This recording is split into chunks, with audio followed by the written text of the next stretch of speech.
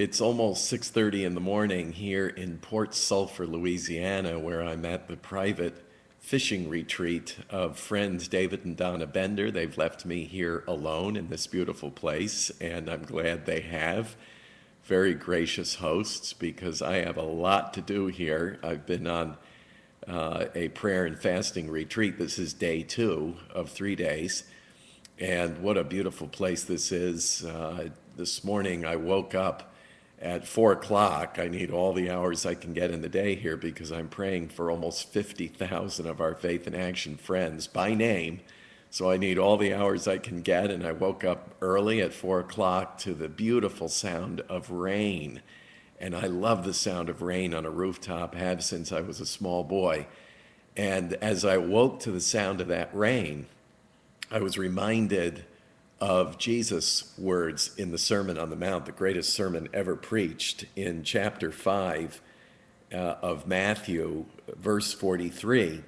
Jesus said, "You have heard that it was said, 'You shall love your neighbor and hate your enemy.'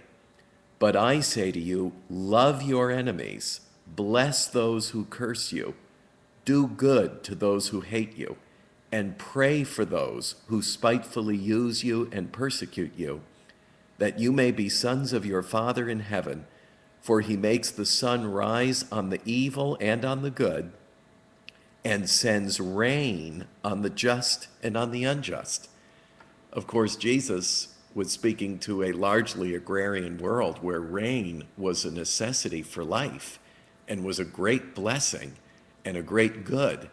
And this morning I was reminded to not only pray for you, our friends, but also our opposition in Washington and around the country, people who consider us their enemies, and who, I must confess, from time to time, I think of as our enemies.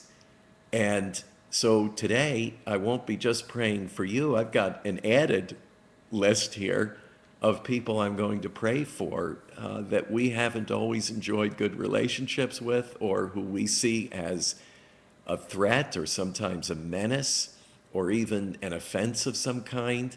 And that's a really good spiritual exercise for me. So I share that with you for what it's worth. But I wanted to let you know that in this second day of my prayer and fasting retreat, the Lord is talking to me about some things, and I'm going to pray for you today, and I'll be sharing those along the way. So thanks for praying for me. I'm certainly praying for you. And Dave and Donna, thanks again for accommodating me here. I'll check in with you again tomorrow. God bless.